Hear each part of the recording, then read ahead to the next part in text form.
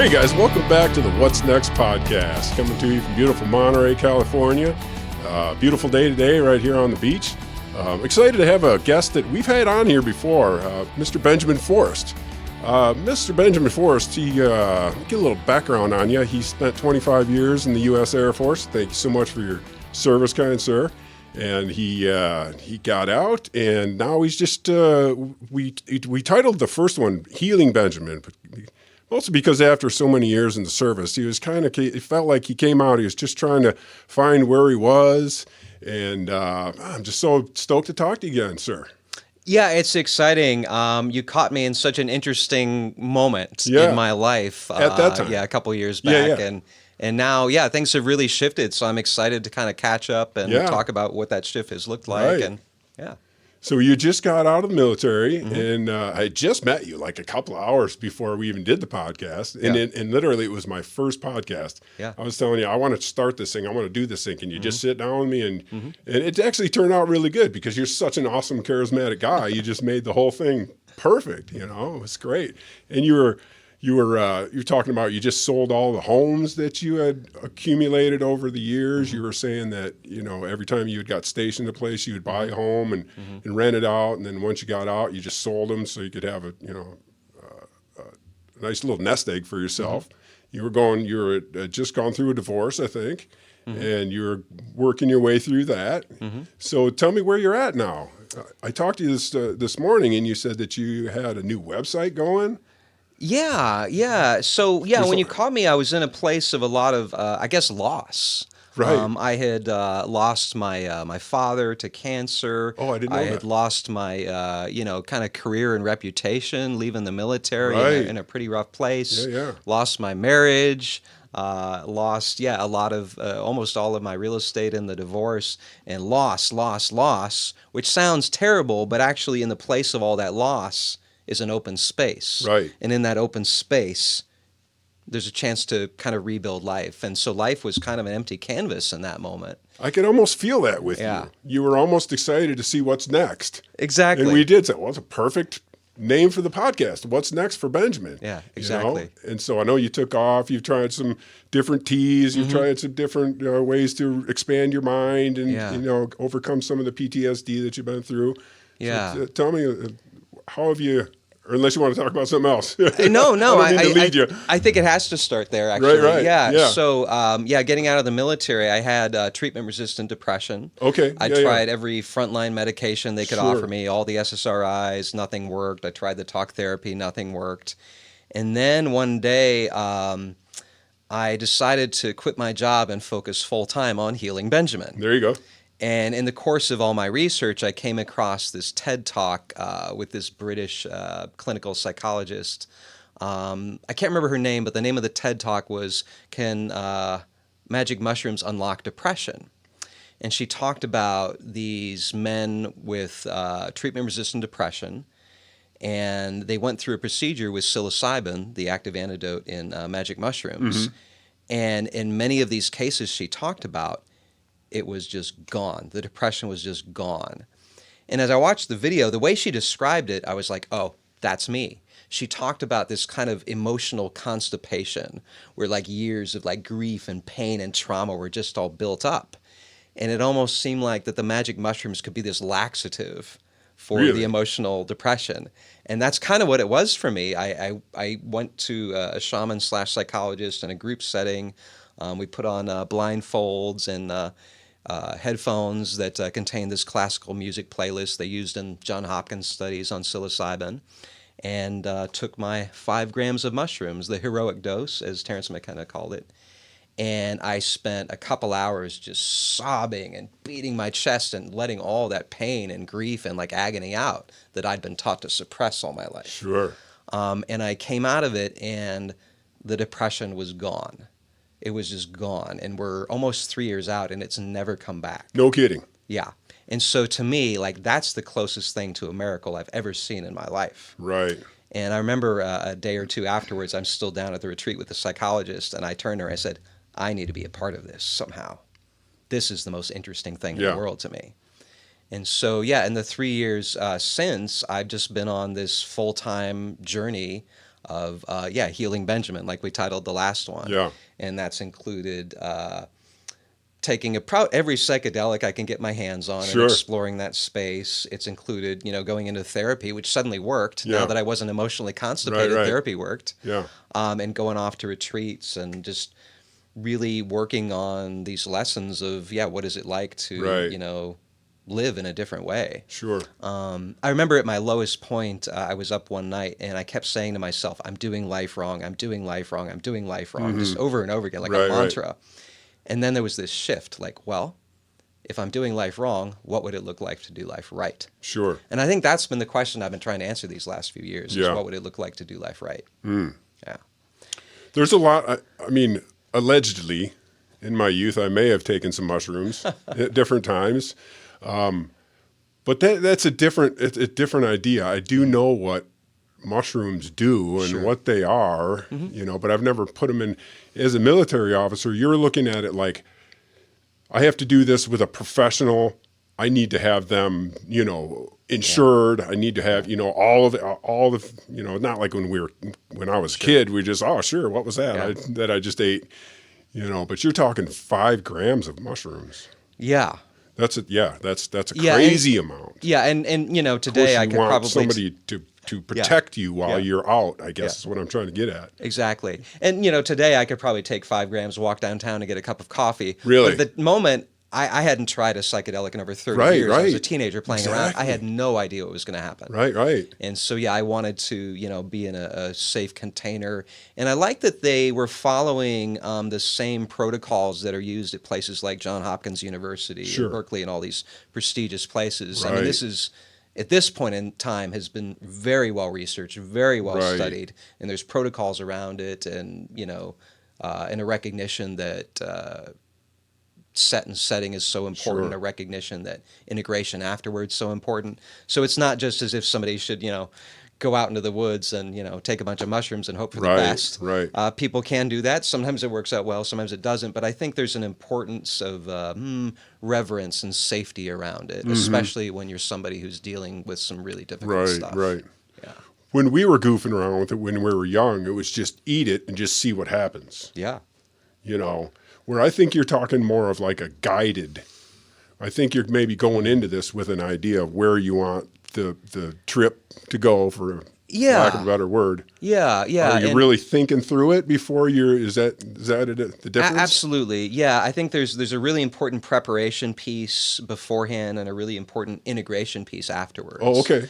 Yeah. And so, yes, one can go off and do these things for fun and, your results may vary, but I think the therapeutic use of psychedelics, that's a whole nother, story. And I do think there needs to be some really strong intention and preparation around it.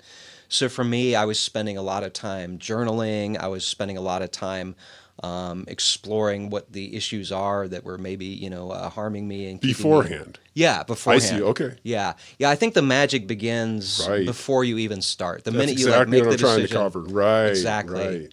And one word you hear about a lot in these spaces is the word intention. Sure. What's the intention? Right.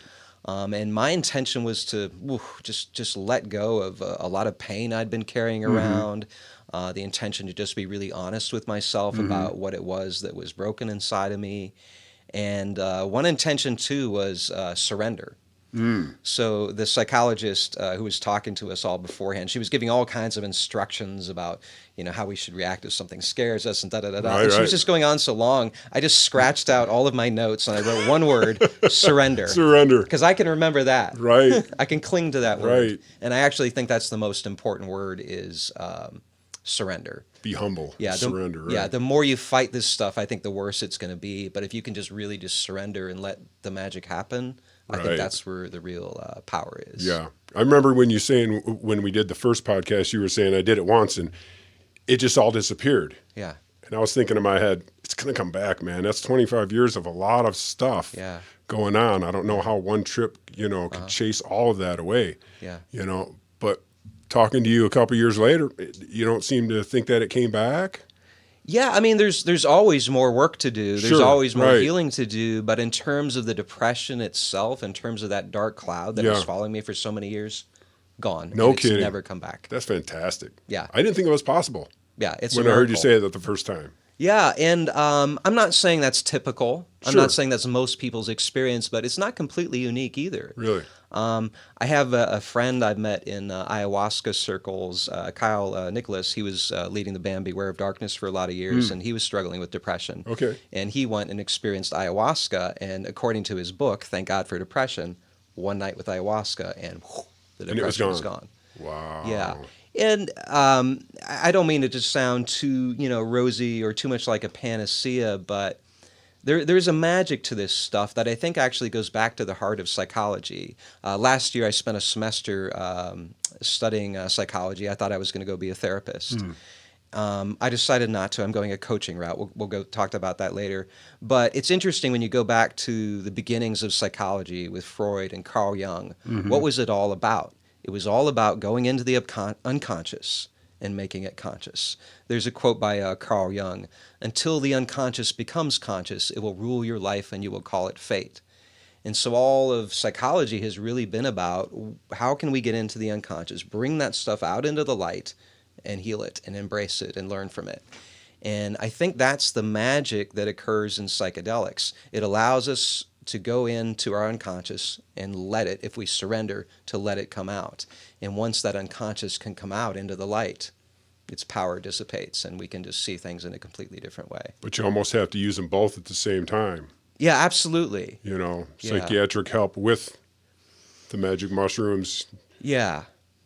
Kind of focusing on what you want to see or work on, and then go into it. And then tell me about the end. What did you said there was an extra at the end where you talked to therapists? Or yeah, so I think... break down what you had just experienced, maybe? Yeah, so there's that preparation piece, and Sure. hopefully you're working with a coach and a psychologist through that. But on the other side of the journey, there's what we call integration. And integration is how do we integrate the experience and the revelations and the epiphanies that we have in that space. Because if we just go back to work on Monday and keep living the same lives we've always lived, well, I don't see a lot of change happening from that. Right. It's like reading a self-help book but never doing anything with the information. Exactly. Maybe not that valuable. Right. So, or you just don't know how to get started. You need Yeah. somebody to help you, sort out what I just went through. Yeah, You know? absolutely. That's so important.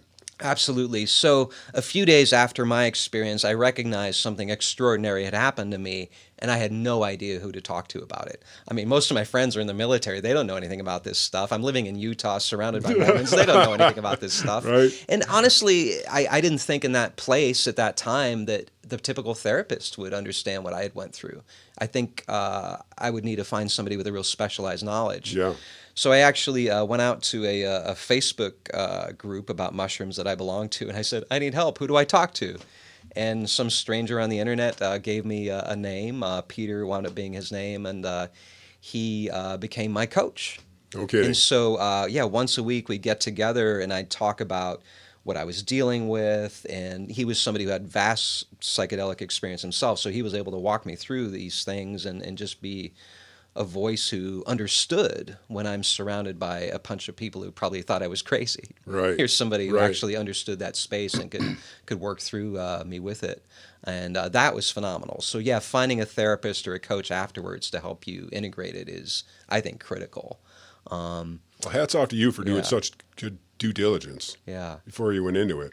Yeah, the military mindset That's I right. carried with me, right? Right. I had been taught to think about things methodically and Sure. carefully and do a risk analysis. Yeah, and, exactly. all the right. little contingencies and counter contingencies and who are my allies, who are my enemies. Yeah. So I went at it with this sort of military mindset. Well, I kind of said that, and then after I said it, was like being a military officer. You kind of it was like, maybe I said that wrong, but you get what I'm saying. No, It absolutely. almost, you Yeah. had to follow that trail the way that Absolutely. you know. Yeah, I'm not reckless. Yep. Yeah, and that's the thing too. People probably hear me talking about psychedelics, and I sound like some crazy zealot. But look at where I came from. I spent 25 years in the military. Most of it as an officer. I earned 4 master's degrees. My undergrad was computer science. One of my masters was system engineering. It's not like I'm some crazy guy. Right. Right. I've worked in the Right. Pentagon. I've been to Iraq, Afghanistan. I've worked on the F-22 program, F-35. Like, I'm not some weirdo. We should have started the podcast with that. I think. I mean, yeah, exactly. Yeah. So yeah, that integration is really key, and it's the kind of questions of like, what am I going to be differently based on this experience? Yeah. What am I going to do differently Right. based on this Sure. experience? How is my life going to change?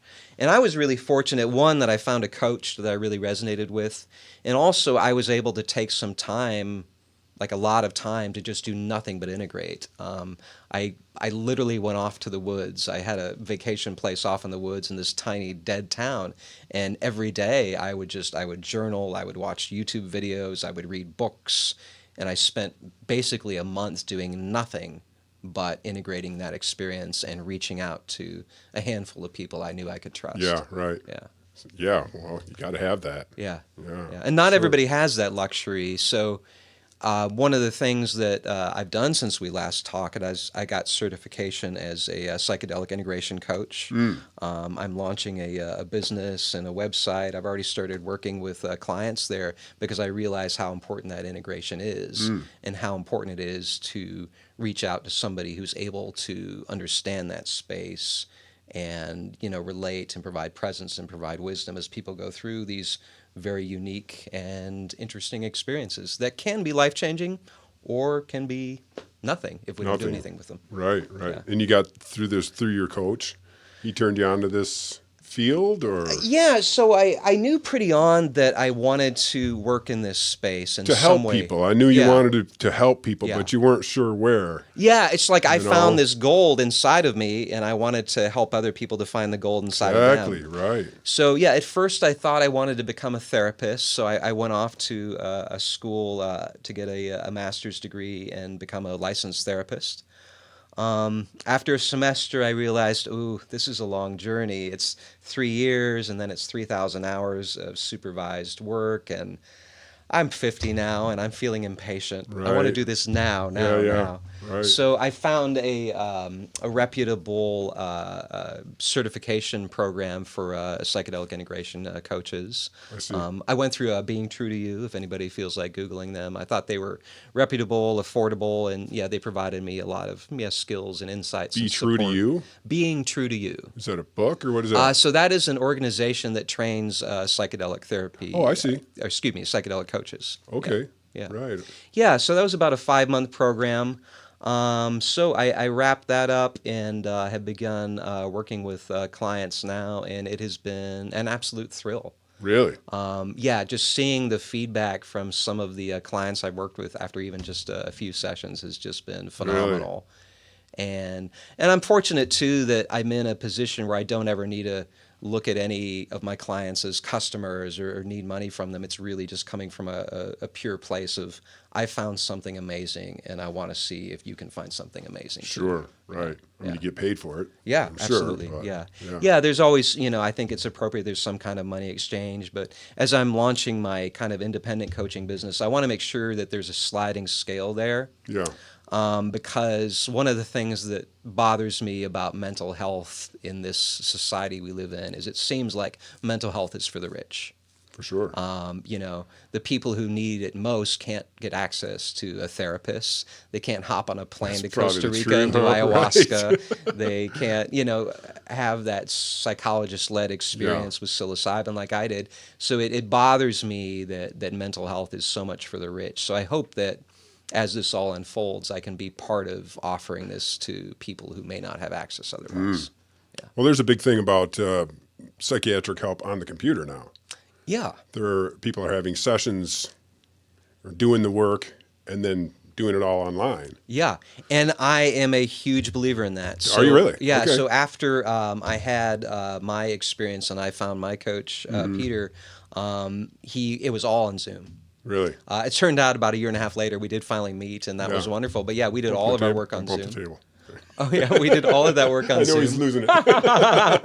And the therapists that I've been seeing since then, like the actual licensed therapist, it's all been on Zoom. Oh, has it? Okay. Yeah, Yeah. 100%. And even the clients I've begun working with are all on Zoom. The most recent client I've been working with is out in Florida. I'm never going to meet no him face kidding. to face. Right. Yeah, but I don't think it's necessary. I think COVID has taught us that in this virtual world there is a real potential to be able to help people without necessarily that face to face. Right, right. Yeah. It's always my preference to be face to face. Sure.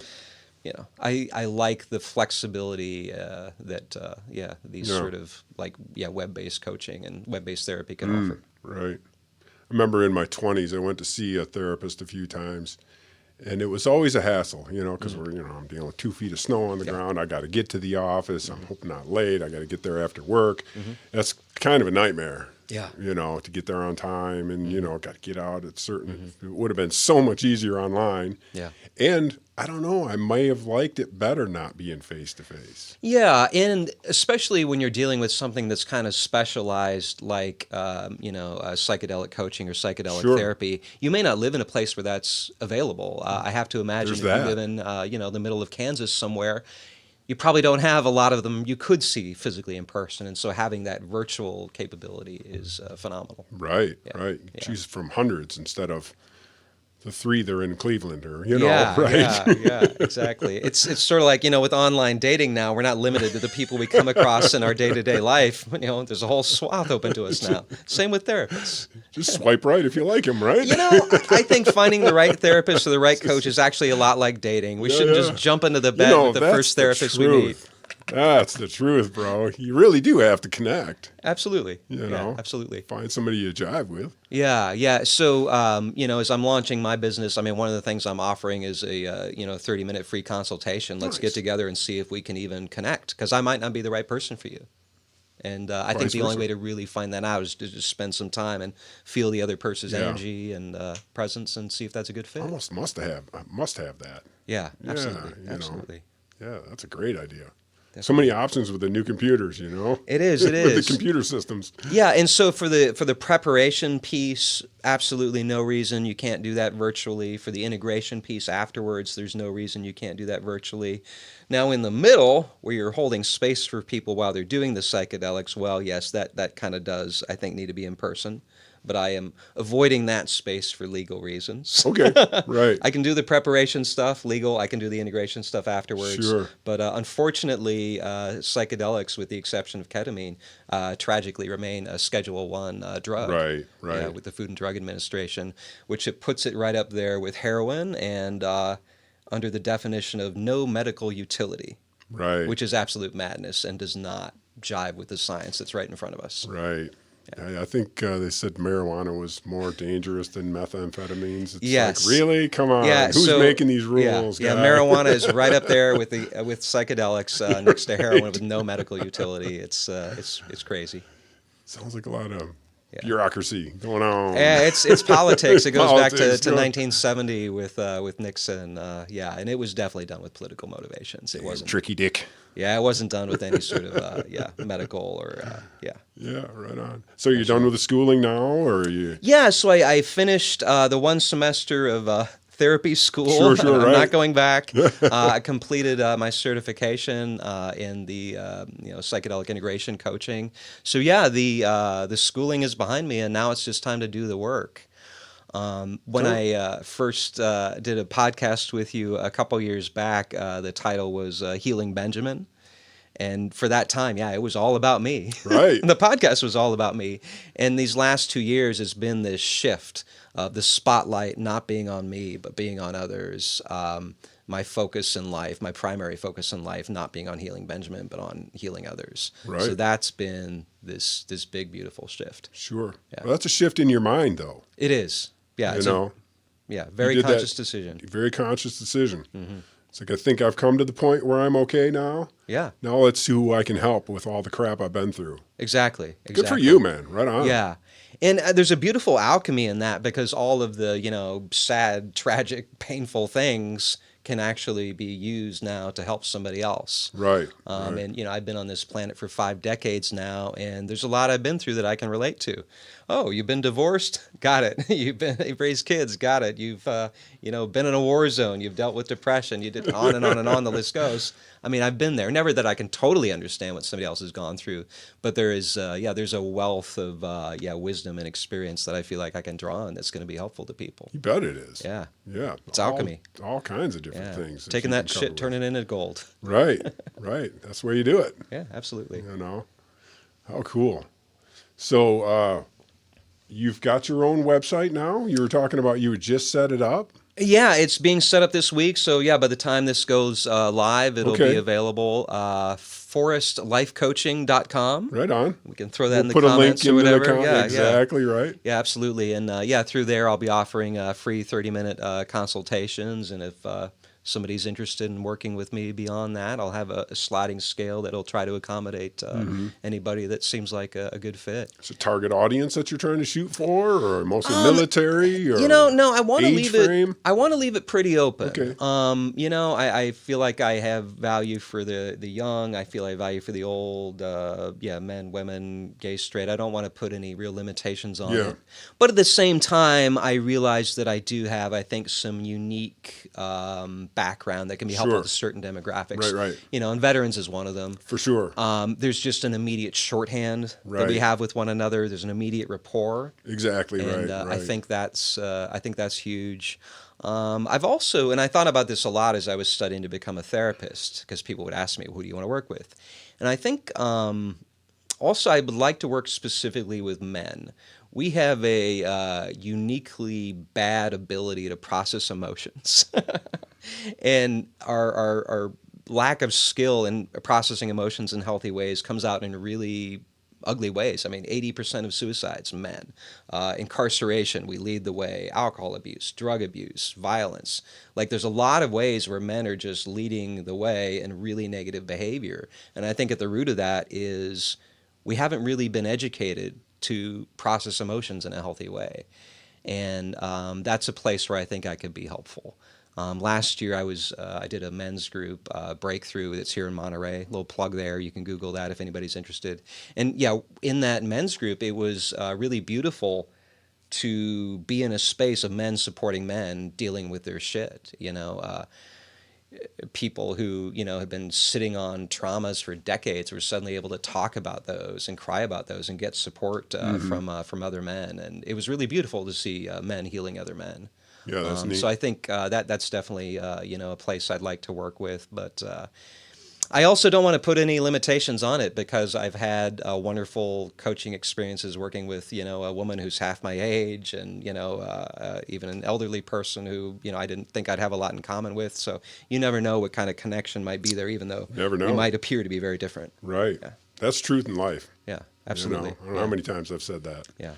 And that's why I want to do the free consultation calls, because you never know what rapport might be there, even if it doesn't seem obvious. Yeah. Right. Yeah.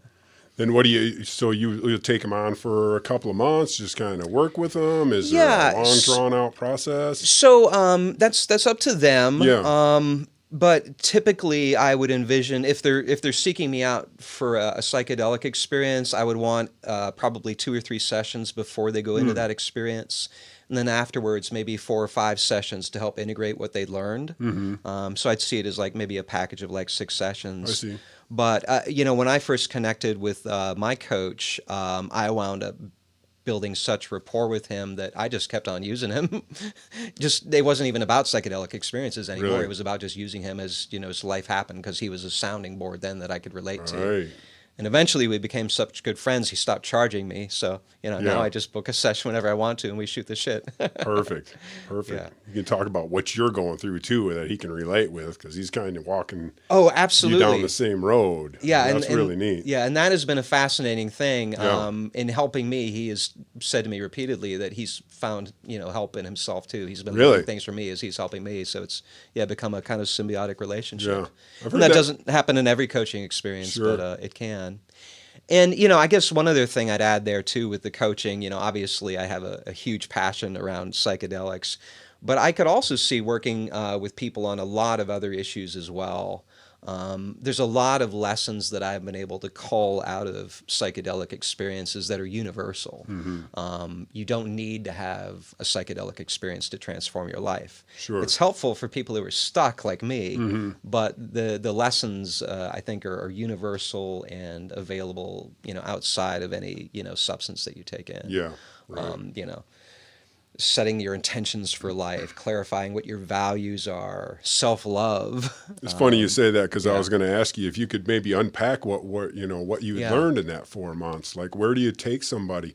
They're Yeah. having problems. I don't know. Say you're having problems with their family or with their Yeah. wife, or Yeah. they're having all these different things. So you're gonna, how would you start that off? Kind Yeah. of introducing them into like a psilocybin or something like that. Or I guess they're contacting you, so they already Yeah. are open to the idea. Yeah. And the lessons that they're going to draw, may be unique to them and their situation. But I do think there's some universal lessons that I can share with people regardless of whether or not they're using any particular substance. Like the self-love, like you were just talking about. Exactly. Yeah, right. Yeah. And so one of them is, intention. Intention, that was So I another one. realized Right. that I had, some people aren't even living their life with intention at all. Life's just happening to them and they're reacting. Now, when I think about my life, I was living with intention. My intention was to be successful. Right. And this is something I adopted from, American culture, from the world around me, from the military. And success to me meant, getting Drive. promotions, making money, getting degrees, Yeah. blah, blah, blah. And that's not the worst intention to have in the world, but it wasn't actually doing anything for my health and happiness. Sure. And so when I hit, the low point in my life, I realized, I need to have a different intention. And my intention needs to be pursuing my health and happiness above all else. And so for 3 years, that was essentially what I did. I think my intention's shifting now to being of use to other people. Right. But that shift from like being successful as the number one goal in life to being healthy and happy as the number one goal in life, oh God, that changed everything. Wow. Yeah. That's hard to do. Yeah, and also, clarifying what your values are. How often have we really sat down and thought about what are kind of my 5 or so core values that I want to live by?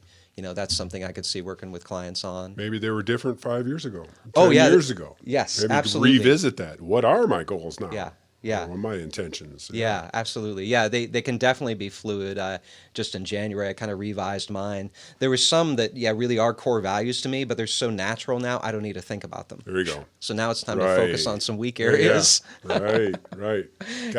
Not that I've nailed it, but got it in hand. Anyways, we revisit it every couple of years, but So some of my new values, is non-judgment and forgiveness, because I realize this guy in my head's pretty judgmental sometimes. Yeah. I don't want to be like that. Yeah, right. And self-love is huge. Like, I had never thought about self-love my whole life. I'm off, being a military guy and raising a family and stuff. It's not something I'm thinking about. But like, I actually really wasn't loving myself very much. I was kind of fucking abusing myself in a lot of ways. Right. And so what does self-love look like? Oh, that means taking better care of my body. That means, actually like saying, affirmations. That means actually being a friend to myself up here. There's this inner critic who just pokes at us. And what if that inner critic could become my best friend? Instead of poking at me, he could be encouraging me. And how do I reprogram my mind? That's interesting. Yeah. Very helpful. Yeah, one exercise that we did in this men's group is they would have us say some affirmations out loud. And one of the affirmations was, I love myself. And at that time, I'd done enough work that I was able to say that very easily. But it was interesting watching some men really struggle with just saying those words out loud. Right. Yeah. And, and building off of that, once you've built some positive self-love, well, how do you go about loving other people? I had obviously loved other people. I'd raised my kids. I'd loved them, of course. But I actually wasn't really very good at loving other people. And I didn't really prioritize relationships in my life. I mean, it's a scientific fact now. They had this 70-year-old Harvard study where they looked at the lives of people to figure out what makes people happy. And the single greatest predictor of happiness is the quality of our relationships with other people. No kidding. Especially those that are close to us. That is the number one key to happiness. And I did not prioritize my relationships with other people. I didn't keep in touch with them. I didn't reach out to them and tell them how much they meant to me. I wasn't good at it because I didn't think it was important. Well, shoot, it's actually the most important thing. Guilty of that, for sure. Absolutely. Right. Absolutely. But, beyond just my experience of how important that is, the fact that is factually researched as one of the most important keys to happiness is that, positive relationship with other people. It's funny, as I'm getting closer to 60, you know, I'm being more conscious of that. Yeah. Old friends, Yeah. calling them up. Hey man, how you doing? You know, Yeah. I was just wondering how you're doing. Old football coach I called the other day. Hey Yeah. man, what's going on, Tom? Yeah. You know, these are people that were so important to me. Yeah. You know, but once I got past them, I don't think about them much anymore. Well, Yeah. that's not good for either one of us. Yeah. You know, he lost a friend, I lost a friend. We were great friends forever, you know, and many other people like that too. I'm starting to go back and go, God, maybe I should touch base with so-and-so. You know, we had such great times together. There's no reason for us to just be ghosts. Yeah. You know, Yeah. maybe because getting this age, you're seeing a lot of your friends are having heart attacks and, you know, falling off the board, you know, and it's like, well, you know, Yeah. it's, make sure, you know, you don't just leave this earth on bad terms, you know, not even bad, but just leave on good terms. Yeah. You know? Yeah. You don't want to leave without things unsaid. Yeah, unsaid. Exactly. Yeah, Not that there was anything bad back there, but yeah, right. Yeah. Just I went unsaid. to Great way to put it. It is. I went to a high school reunion last year, maybe about 6-7 months ago, and I saw my math teacher there, Norm, and he said to me, "Oh, that email you sent me 15 years ago about how much I impacted you and da-da-da." I didn't even remember sending the email. Oh, no. Once he mentioned it, I'm like, oh, yeah, I did send that. But, like, it meant so much to him that, you know, he was just years later just really touched and really, like, remembering that. That's so cool. And yesterday was the birthday of the principal of my school I went to from 6th to 12th grade. Oh, yeah, that school. I remember, right? My weird little school. So I said to him, hey, happy birthday. You know, you and your school just transformed my life. You're a gift to this world and everything. And I don't know. I'd never said that to him before, and I'm glad I did. And there's a lot I want to say to my mom and to my brother, you know, before any of us leaves this earth. That fostering and cultivating of, human relationships, I think, is just key to happiness and to the health of the soul. Right. Yeah. Life is so short. We're working on some different things from my grandma and her memoirs, and you know, they're gone, and we were just sitting here looking at some old photograph albums from the 20s and 30s and 40s. Yeah. And everybody's dead. Yeah. They're all gone, you know? It's just like, wow. All these relationships, people standing, or just a group of people with their arms around each other, and it's like, they're all gone now. Yeah. You know, I hope it just makes you reflect on your own life, how quick it goes by. Yeah. You know, keep in touch with these people, you know? That was a good lesson, you know, going through this stuff. Yeah, absolutely. You know, it's funny, these days I find it so easy to connect with people and talk with people. When I was in grade school, I didn't know how to talk to anybody. I didn't have a single friend. I wound up buying a friend for $1. True story. I gave this guy, John, $1 to be my friend. And he wound up telling other people, which was absolutely mortifying. But you know what? He did become my friend. And to this day, we still talk once in a while. And Best dollar I ever spent. Yeah, it was. It was one of the best dollars I ever spent. And yeah, from junior high school, just it's really important to keep those relationships going, and also to be open to new ones. I mean, most of my favorite people in this world are people I've met in the last 3 years. Really? Yeah. Yeah, there's a lot of relationship you can look back and go, yep, that ended perfectly. Yeah. I don't need to retouch that one. Absolutely. That one's gone. And I'm not encouraging you necessarily reach out to that ex of yours that you have these feelings for. You know, we need to be judicious. Right. And if somebody's toxic, somebody's toxic. Exactly right. Life. There's another one. Yeah. Sure. Absolutely. Stay away from that one. Yeah. There's some room for wisdom there. I love the story of the school that you went to. You went to you were the only one in your class. Yeah, basically. If you open up the yearbook, 6th grade, benjaminforest. 7th grade, it was very small. But in a small community like that, you have such tightness. It was actually pretty great. I love it. Yeah.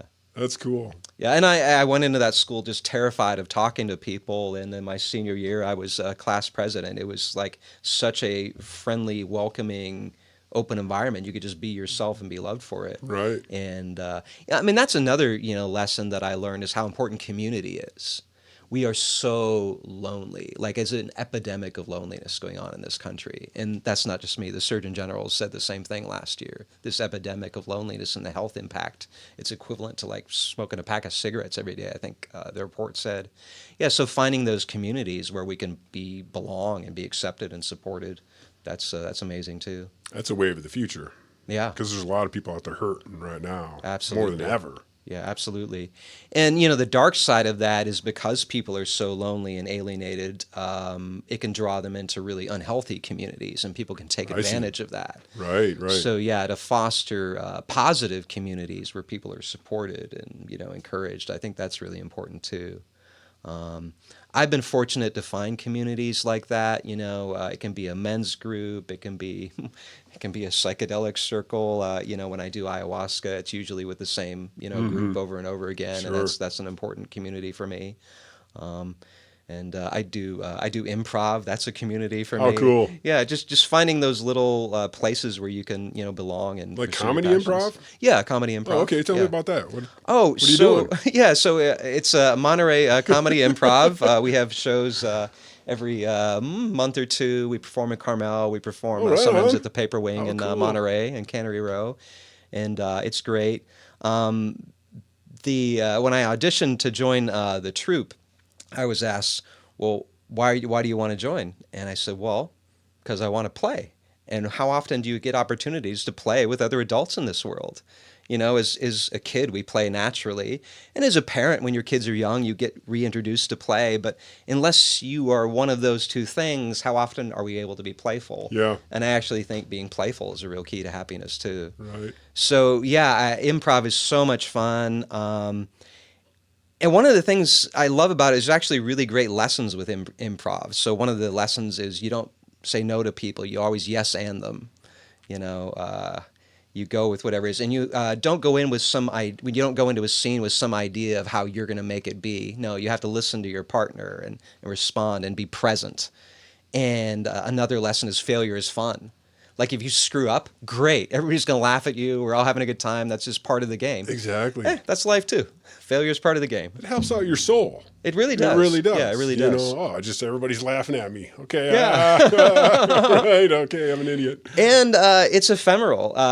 You know. What do you mean? What's that mean? So it's fleeting. It's impermanent. So you create a scene and then it's over and it's gone and it will never exist again. Yeah. Like a play, you know, you can reproduce it over and over and over again. You know.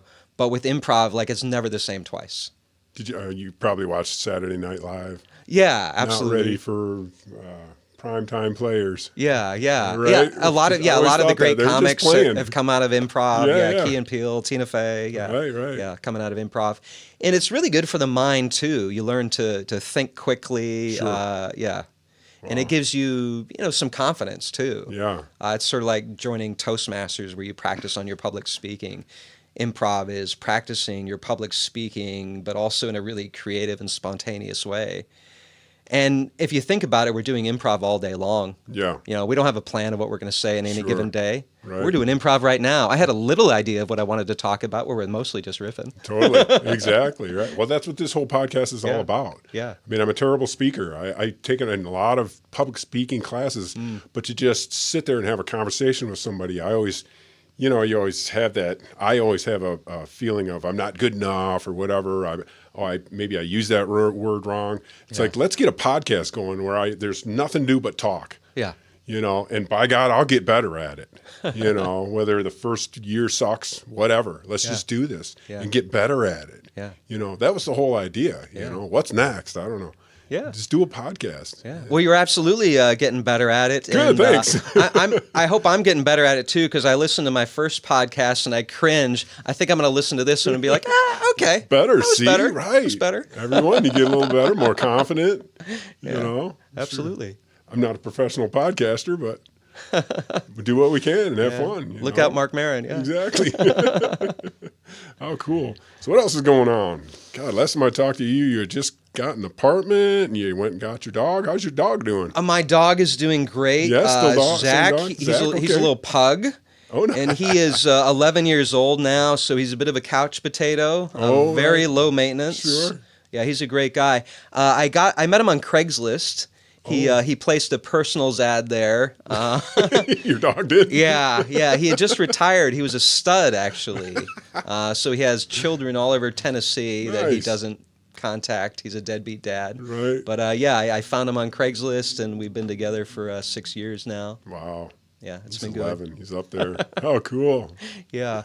The other thing I am working on is a book. What? Yeah, at first I thought it was going to be a memoir about this experience of quitting my job and going on this 3-year journey of healing. And I got 300 pages in. I'm like, oh, this is all about me. Nobody's going to want to fucking read this. So I threw it aside. And so I'm starting over from scratch. And now it's going to be more of a self-help book, and parts of my stories will be interwoven there, like people do.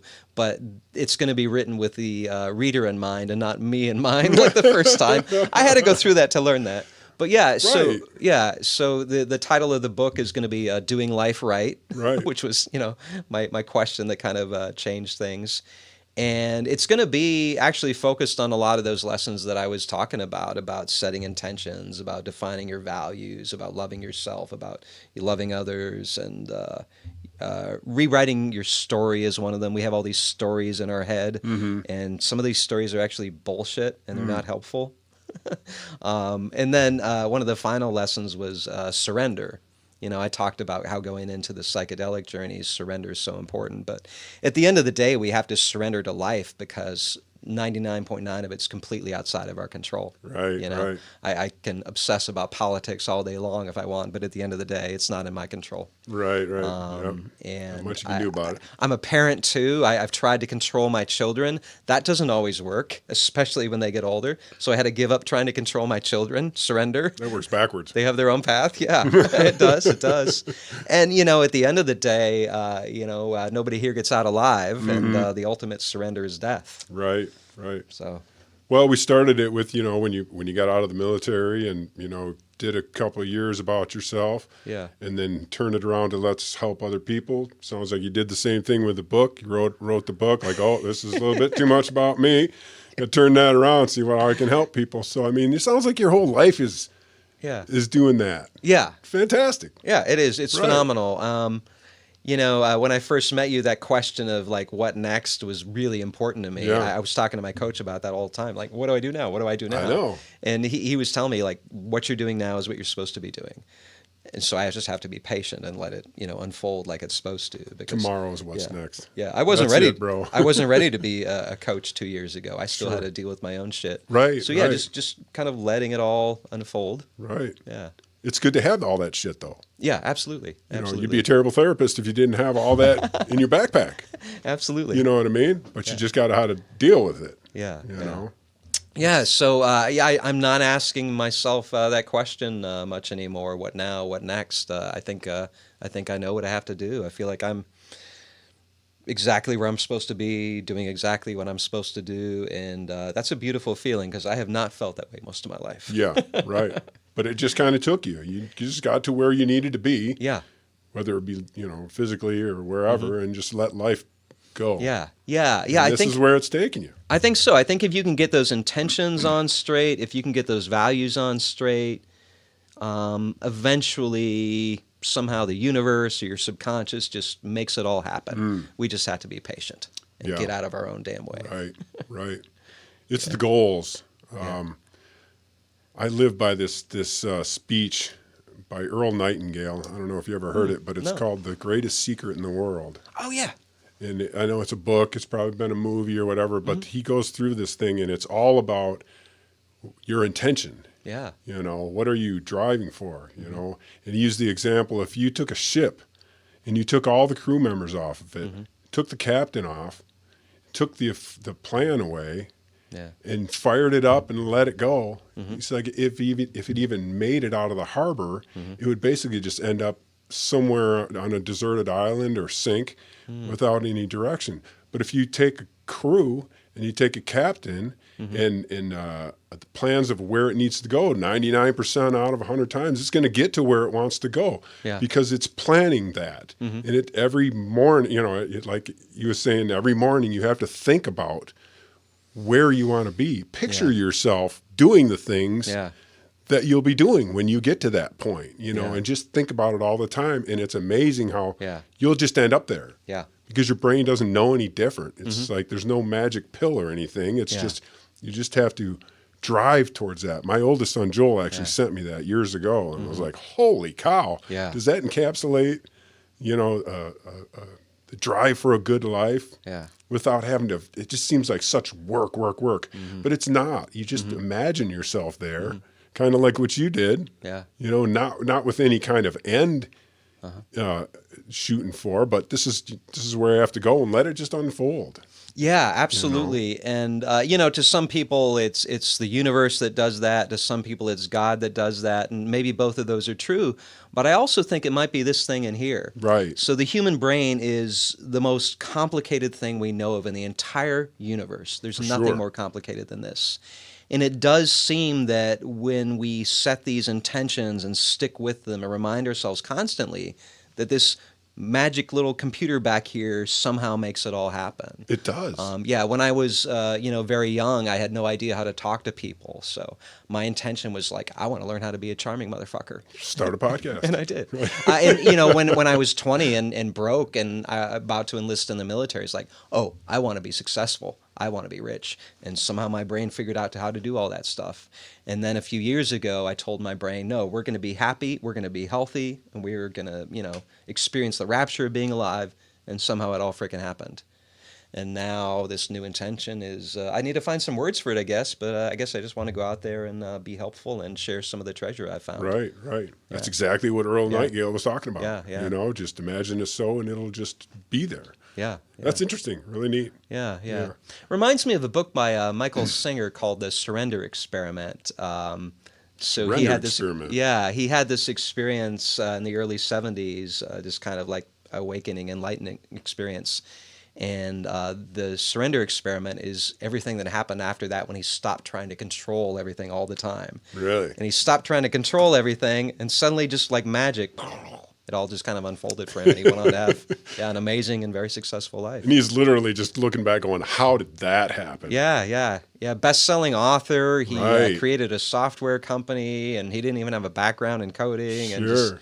it's funny the magic that can happen when we just kind of set some intentions and just surrender and stop trying to be the control freaks that we want to be. Because life rewards us for being a control freak. The military loved me being a control freak. Yeah, right. And you can get some success out of that Sure, too. right. Yeah. That hard work can pay off, and that force of will can pay off. But there's some magic on the other side of it too when you just surrender. Right. Yeah. Life will teach you real quick if you're too ahead of yourself. Right. Absolutely. Yeah, so hopefully maybe a year or two from now I can come back on and we can talk about the book. But for this moment it's the coaching, and it feels fantastic. Just walking down that road and just keep doing that. Yeah. Yeah, and just keep the memoirs going, and keep. Then you'll have more to play off of later. Yeah, and it's all synergistic. The coaching will help the book will help the coaching, and they'll help the podcast. Exactly. Right. Exactly. Yeah. It's all connected. I'm so glad you had a chance to come into here today. Me too. Yeah. This has been an absolute thrill. Thank you for inviting me back. You're welcome. Yeah. Great time. I sure appreciate you coming in, man. Absolutely. Good to see you again, my brother. Thank you, Steve. All right. Is there anything else you want to talk about, or I don't want to cut you short? No. I think I feel covered complete. everything. Yeah, man. I think it's been perfect. What a great conversation. Yeah. Thanks for coming in, brother. Yeah. Thank you so much. All right. Thanks, guys. Thanks for tuning in. Like and subscribe if you got any value out of it. Love you guys. Talk to you next time.